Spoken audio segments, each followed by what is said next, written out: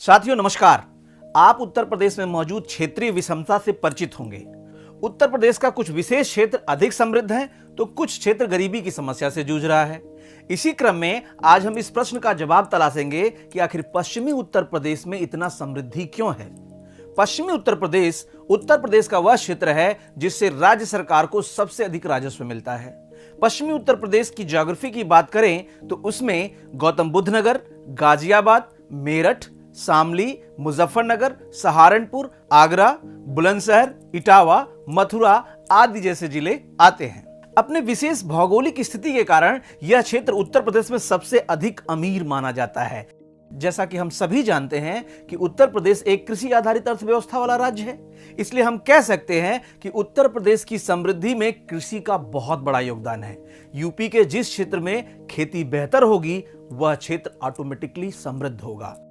अब आइए समझते हैं कि पश्चिमी उत्तर प्रदेश में खेती इतनी बेहतर कैसे होती है। दरअसल पश्चिमी उत्तर प्रदेश ब्रिटिश काल में अस्थायी बंदोबस्त का भाग नहीं था, जिससे यहाँ के किसानों के जोतों के आकार बड़े हैं। जोतों के आकार के बड़े होने से कृषि कार्य में बहुत सुविधा होती है, क्योंकि जोतों के आकार के बड़ा होने से कृषि तकनीक और कृषि यंत्रों का बेहतर प्रयोग किया जा सकता है। पश्चिमी उत्तर प्रदेश में अधिकतर बड़े किसान हैं, इसलिए 60 के दशक में उन्होंने कृषि की आधुनिक प्रणालियों का प्रयोग करना शुरू कर दिया, जिससे उत्पादन बहुत तेजी से बढ़ गया। इस प्रक्रिया के लिए उन्होंने उच्च उत्पादन क्षमता वाले हाइब्रिड बीजों का प्रयोग करना शुरू किया, रासायनिक उर्वरकों यानी फर्टिलाइजर का प्रयोग करना शुरू कर दिया और कीटनाशक भी अपने खेती के इस्तेमाल में प्रयोग करने लगे। अब रही बात कृषि कार्य में बेहतर सिंचाई की, तो इस क्षेत्र को 2 नदियों का वरदान पहले से मिला हुआ है। पहली नदी है गंगा और दूसरी नदी है यमुना।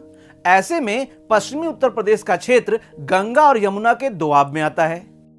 जो भी मैदानी भाग नदियों के दोआब में आते हैं वो बहुत उपजाऊ होते हैं, क्योंकि नदियां हर वर्ष बारिश के मौसम में अपने साथ उपजाऊ जलोढ़ मृदा बहाकर लाती हैं। इस प्रकार हरित क्रांति का लाभ पश्चिमी उत्तर प्रदेश को मिला। इस क्षेत्र में उत्पादन कई गुना बढ़ गया, जिससे यहाँ के लोगों के पास अधिशेष यानी सरप्लस हो गया। इस अधिशेष को बेचने के लिए इस क्षेत्र के सबसे करीब यानी दिल्ली एनसीआर में बेहतर बाजार भी मिलने लगे। यहां ये अपने उत्पाद को आसानी से बेचने लगे। दिल्ली एनसीआर क्षेत्र के विकास से यहां औद्योगिक वातावरण उत्पन्न हुआ, जिससे पूरे देश के ढेर सारी कंपनियां इस क्षेत्र में लगने लगी। इस क्षेत्र में कंपनियों के अधिक लगने से पूरे देश से लोग आकर रहने लगे, इसलिए उनके रहने से विभिन्न प्रकार के खाद्य सामग्रियों की मांग भी उत्पन्न होने लगी, जिसे पूरा करने के लिए पश्चिमी उत्तर प्रदेश लग गया। ऐसे में सब्जियों का उत्पादन, खाद्यान्नों का उत्पादन और नकदी फसलों का उत्पादन भी होने लगा। दिल्ली एनसीआर में अधिक से अधिक कंपनियां लगने से यहां जमीन की कीमत बहुत अधिक बढ़ गई, जिससे यहां के लोगों को अधिक से अधिक मुआवजा मिलने लगा। यह भी इनके समृद्ध होने का कारण बना। दिल्ली के करीब होने से और बेहतर परिवहन और अवसंरचना विकास के कारण इस क्षेत्र में कई प्रकार के उद्योग लगने लगे, जैसे शामली और मुजफ्फरनगर चीनी उत्पादन के लिए, फिरोजाबाद कांच उत्पादन के लिए, मुरादाबाद पीतल के लिए, अलीगढ़ तालों के लिए, सहारनपुर कागज उद्योग के लिए और मेरठ खेल के सामानों के लिए मशहूर हुआ। आज भी उत्तर प्रदेश में होने वाला सबसे अधिक निवेश पश्चिमी उत्तर प्रदेश में ही होता है।